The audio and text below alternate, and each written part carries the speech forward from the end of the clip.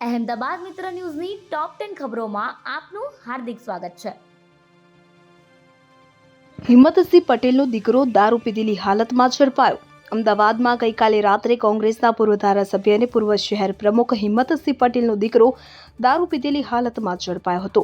હિંમતસિંહ પટેલના દીકરા યુવરાજે દારૂ પીધેલી હાલતમાં પોલીસ સાથે પણ તકરાર કરી હતી, જે બાદ યુવરાજ અને તેના મિત્રને માધવપુરા પોલીસ સ્ટેશન ખાતે લઈ જવામાં આવ્યા હતા। યુવરાજ સામે અત્યાર સુધી કોઈ ગુનો દાખલ કરવામાં આવ્યો નથી। આ અંગે માધવપુરા પોલીસ સ્ટેશનના પીઆઈએ જણાવ્યું હતું કે હવે વિડીયો વાયરલ થતા વિડીયોના આધારે ગુનો નોંધવામાં આવશે।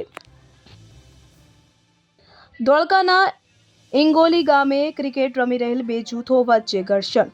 અમદાવાદ જિલ્લાના ધોળકા તાલુકાના ઇંગોલી ગામે ક્રિકેટ રમી રહેલા બે જૂથો વચ્ચે ઘર્ષણ થયું હતું। સામાન્ય બોલાચાલીએ હિંસક સ્વરૂપ ધારણ કરતા જાહેરમાં ફાયરિંગની ઘટના બની હતી। ક્રિકેટ રમતા બોલ વાગતા ફાયરિંગ કર્યું હોવાનું સામે આવ્યું છે। સમગ્ર મામલે ધોળકા રૂરલ પોલીસે ગુનો નોંધી તપાસ હાથ ધરી છે।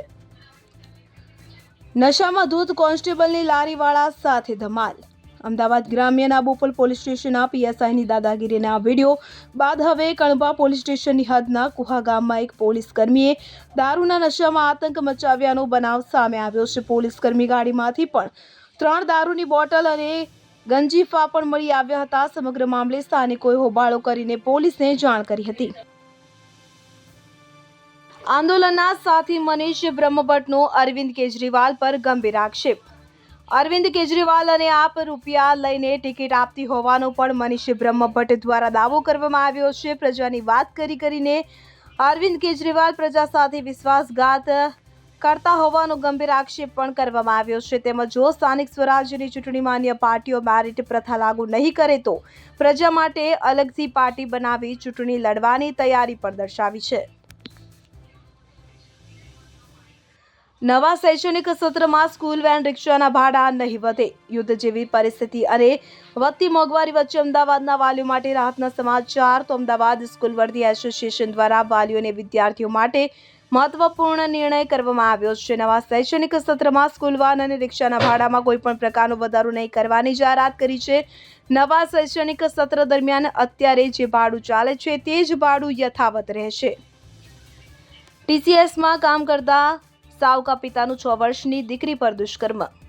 અમદાવાદ શહેરમાં પિતાની ગરિમાને લજવતો એક કિસ્સો સામે આવ્યો છે। સાવકા પિતાએ ઘરમાં જ 6 વર્ષની દીકરી સાથે દુષ્કર્મ આચર્યું હતું।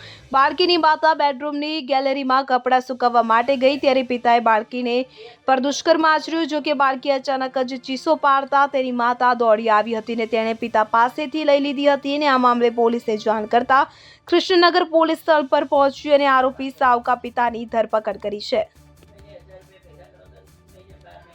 યુદ્ધના કારણે એક્સપોર્ટ ઇમ્પોર્ટના ઉદ્યોગ પર ગંભીર અસર। ઈરાન ઇઝરાયલ અમેરિકા યુદ્ધના કારણે એક્સપોર્ટ ઇમ્પોર્ટના ઉદ્યોગ ઉપર ગંભીર આફત આવી પડી છે। એક્સપોર્ટરોને કરોડોનું નુકસાન થયું હોવાનો કોંગ્રેસે દાવો કર્યો છે। ખોરફ કક્કન પોર્ટ અને ઓમાનના સોહાર પોર્ટ ઉપર 500 કન્ટેનર અટવાયા છે, જેને પાછા બેક ટુ ટાઉન લાવવા માટેનો અંદાજે 275 કરોડનો ખર્ચ એક્સપોર્ટરોને થવાનો છે। તેમજ રેફ્રિજરેશન પ્લગિંગની વ્યવસ્થા ના હોવાને લીધે નાશવંત માલ બગડી ગયો હોવાનો પણ કોંગ્રેસે દાવો કર્યો છે। કેરીના વેપારીઓ અને ગાર્મેન્ટ ઉદ્યોગના એક્સપોર્ટરોને નુકસાન થયું હોવાથી સહાય પેકેજ જાહેર કરવા કોંગ્રેસે માંગ કરી છે। તદુપરાંત કન્ટેનર રિટર્ન લાવવાનો ચાર્જ પણ માફ કરવા કોંગ્રેસે સરકાર પાસે માંગ કરી છે। પીરાણા સહિત અલગ અલગ જગ્યાના કટ બંધ કરવાથી ટ્રાફિક થતો ઘટ્યો। અમદાવાદ શહેરમાં ટ્રાફિક સમસ્યાને લઈને ટ્રાફિક પોલીસ દ્વારા શહેરના વિવિધ વિસ્તારોમાં કટ બંધ કરવામાં આવ્યા છે। ત્યારે પોલીસ કમિશનર જીએસ મલિક દ્વારા આજે 23 માર્ચના રોજ નારોલ વિસાલા હાઈવે પર આવેલા પીરાણા ડમ્પિંગ સાઇટ 4 રસ્તા પર ટ્રાફિકને લઈને નિરીક્ષણ કરવામાં આવ્યું હતું। ટ્રાફિક પોલીસ દ્વારા હાઈવે પર ખૂબ જ અવરજવર થતી હોય, ટ્રાફિક સરળતાથી ચાલે તેના માટે પીરાણા 4 રસ્તા પર ડિવાઈડર કટ બંધ કરવામાં આવ્યો છે। જીવલેણ માર્ગ અકસ્માત સર્જાયો।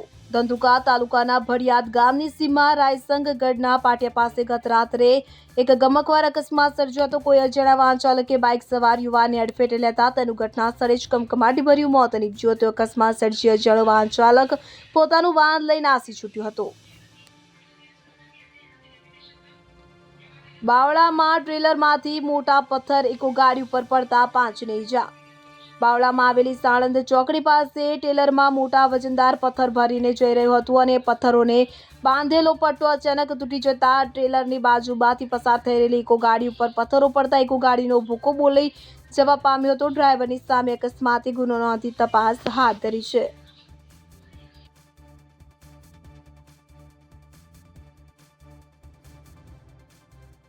અહેમદાબાદ મિત્ર ન્યૂઝની યુટ્યુબ ચેનલને સબસ્ક્રાઇબ કરો અને બેલ આઇકન જરૂરથી દબાવો, જેથી મહત્ત્વના સમાચાર આપના સુધી જલ્દીથી પહોંચે.